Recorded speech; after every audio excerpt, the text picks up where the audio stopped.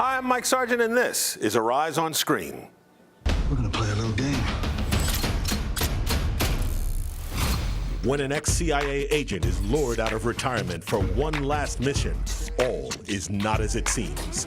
Pierce Brosnan is super spy Peter Devereaux in The November Man. We live in a world of images.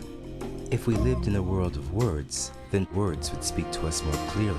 It's a history of black photographers telling their stories in pictures. We sit down with director and producer Thomas Allen Harris of Through a Lens Darkly, Black Photographers and the Emergence of a People. You know, part of what I wanted to do with this film is show us how important it was to look at the things we value, look at the black photographs as something of value. There's certainly someone very much like to meet you. Who? Errol Flynn. You know who he is, don't you? Sure, Robin Hood. Errol Flynn was an aging Hollywood star. She was an underage aspiring actress. Theirs was a scandalous affair to remember. Kevin Kline, Susan Sarandon, and Dakota Fanning star in The Last of Robin Hood. All this and more on Arise on Screen.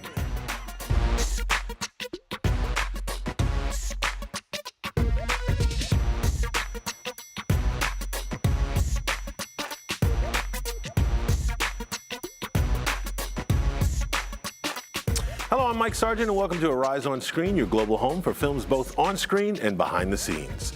Let's get to it first with this week's box office winners.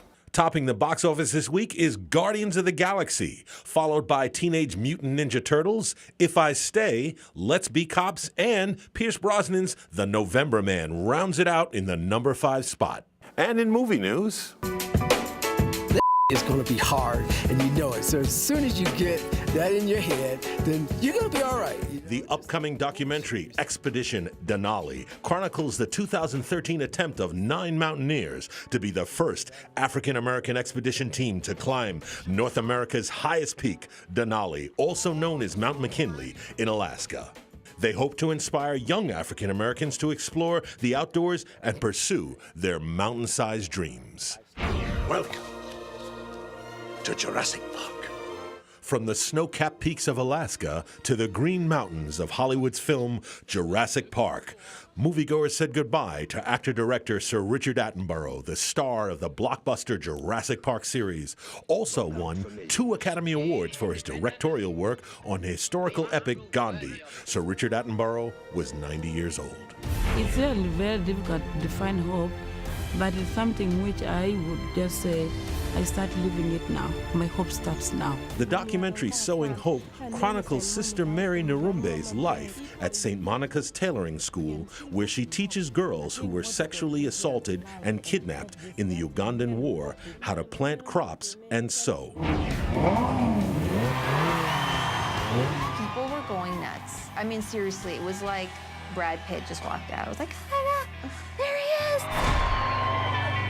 And finally, the Indiegogo campaign for Bat Kid Begins has surpassed their campaign goal and raised over $100,000. The film follows 5-year-old Miles Scott, a leukemia survivor, who last November received his wish from the Make-A-Wish Foundation to transform into Bat Kid. His San Francisco community came out in full force, and the event drew worldwide support, including encouragement from President Barack Obama. Way to go, Miles. Way to save Gotham. Best of luck, Miles.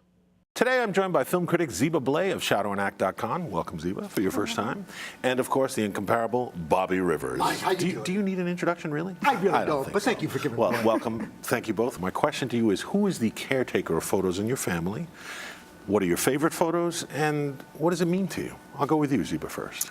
I am by default the caretaker of family photos because my mother has hundreds and hundreds of old photos from Ghana, where I'm from, but she doesn't know what to do with them. So I kind of made it a project of mine a couple years ago to digitize them, scan them all, put them on the computer, Okay. and through that I was able to share it with the rest of my family. So that's been pretty amazing, actually. Oh, really? So now do you share it via email or on Facebook or what? Email, Facebook, Tumblr, whatever. Whatever social media is available. Exactly. All right. Yeah, And what yeah. about you, Bobby? It's been my mother, and now my sister is taking care of us in the techno age because she's doing the digitalization of the family photos. Okay. And I love the photos that my mom took, that she and my dad took in the 50s, and when my sister and my brother and I were little, and just the history, the black history of our family. You know, it's gotten more special to me as I've gotten older. Little Bobby Rivers. Little Bobby Rivers. Little Bobby. Well, you know, for me, it was my dad. My dad was Mr. Photography. He always had a Polaroid. He always had a camera. He was always taking pictures. When you're young, you're like, okay, you know, get back to it. But as I got older now, I have a full record of everything that's happened in my life. And so I've kind of taken up that mantle. So I'm always taking pictures of myself, my daughter, you know. Not myself, I shouldn't say. But no everything, selfies, everybody. but more for historical sense. But thank you very much. And when we come back, we're going to be talking movies. Tell me about your target. Male, old, used to have skills. Used to. When an ex-CIA agent is lured out of retirement for one last mission, all is not as it seems. Pierce Brosnan is super spy Peter Devereaux in The November Man. One of my favorite moments on the show was interviewing the author Taya Selassie. She wrote the New York Times bestseller Ghana Must Go, and she actually coined the phrase Afropolitan.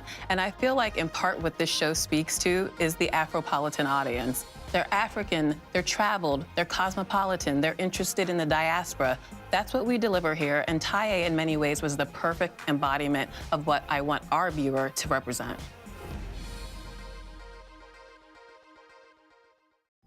Because we live in a global, interconnected world, business news no longer stops when the markets close on Wall Street. And what we've discovered over the past few years of the financial crisis is that events and news that happen even in the smallest countries impact the United States and the world at large. As we bring together experts and analysts and thought leaders and CEOs and companies across many industries to not only provide the macroeconomic view, but news everyday people can use.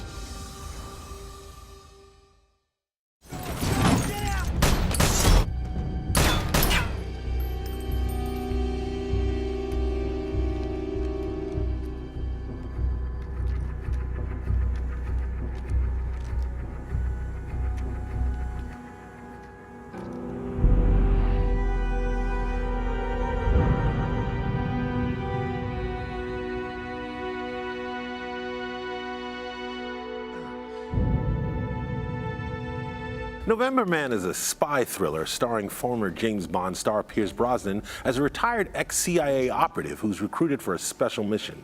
In the film, Brosnan is being hunted by a spy he trained. The star had this to say about the spy genre. People love this genre, and when it has heart and it has a sense of human drama to it and intrigue mixed in with the great violence and the storytelling and the car chases and all of those emblems that audience thrive on, then you hope you have a good story. You hope you have something that will have meaning.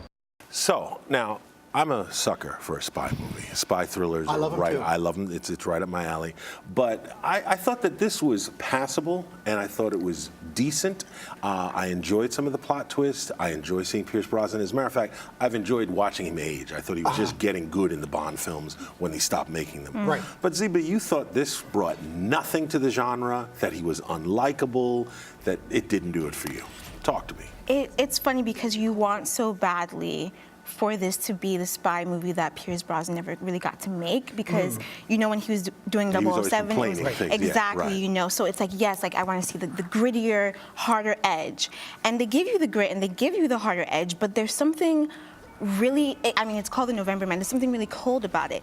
He almost needs that bit of swag or charm or something. That Bond swag? Exactly, to make you root for him. And I found myself watching this movie and feeling like, yeah, you're a tough guy. You're really like blunt and deliberate with how you do this, but I'm not rooting for you. I don't really care.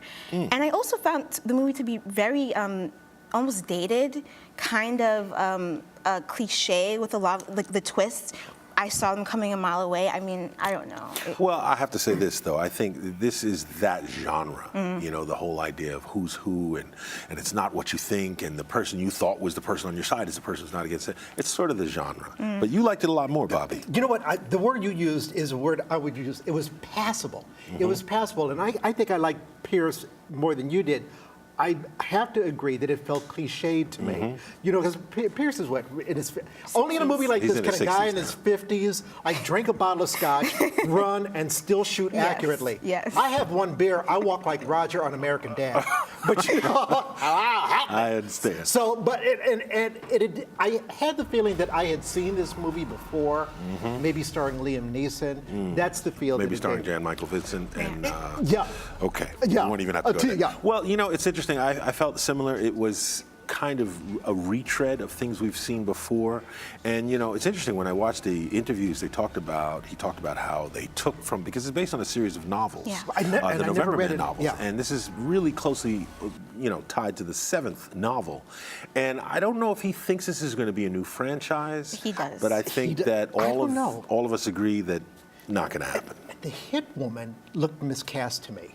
She was the best thing to me in the movie. I agree. I liked the hit woman. She was great. I thought she couldn't blend in. She had a nose that belonged on Mount Rushmore. That's okay. All right. Well, I liked like it. the Russian version of Funny Girl. Oh, stop. Our next film is The Congress. It's a hybrid between live action and animation, and it stars Paul Giamatti, Harvey Keitel, and Robin Wright. Robin Wright plays herself as an actress with such a bad rep that nobody's willing to hire her, forcing her to sell the film rights to her digital image. Once we've scanned you, there's no going back. Welcome to the Futurist Congress. Now, I liked this film. I thought it was just a little too trippy towards the end, because I was, you know, I know there's a lot of allegory and things going on, and I felt that it kind of hit you over head a little bit with its message. Exactly. Especially with the things that Harvey Keitel had to say. God. But I admire what it was trying to say. I just felt that it didn't have to hit it so hard. I felt that this was ultimately about the artist versus the corporation, and they did it through women and their age. You know, so it kind of I was thinking of that Billy Wilder's line in Sunset Boulevard that the writer says to Norma Desmond, "There's nothing tragic about being 50 unless you try to be 25."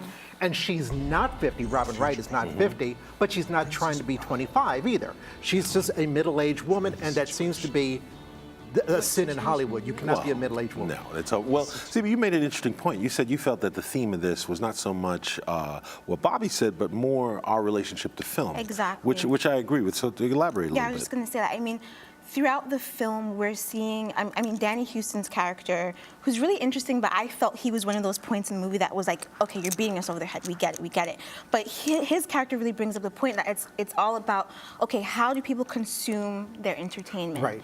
And how do we get to a point where we don't have to really do anything, we can just kind of shove it towards them and they can make it up themselves, you know? So first we have actors who come in and do this work, then we don't need the actors. Then we have writers who write the stories, now we don't need the writers. Now we don't even need a movie. Exactly. And that concept was really interesting to me. I thought the animation was completely beautiful. Well, I Did you like the animation? Yeah, the animation. Well, I liked the premise, and I liked where the story went. But I have to say there were a few sequences, especially the heavy-handed sequence. Especially there's a scene when Harvey Keitel just spews the F word in front of her kids, and I was like, well, who would do that? Exactly. I know.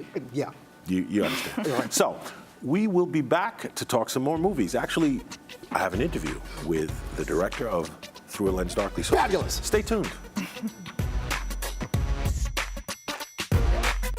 In the new film, Through a Lens Darkly, we see how black photographers use the camera to define their image and tell their stories.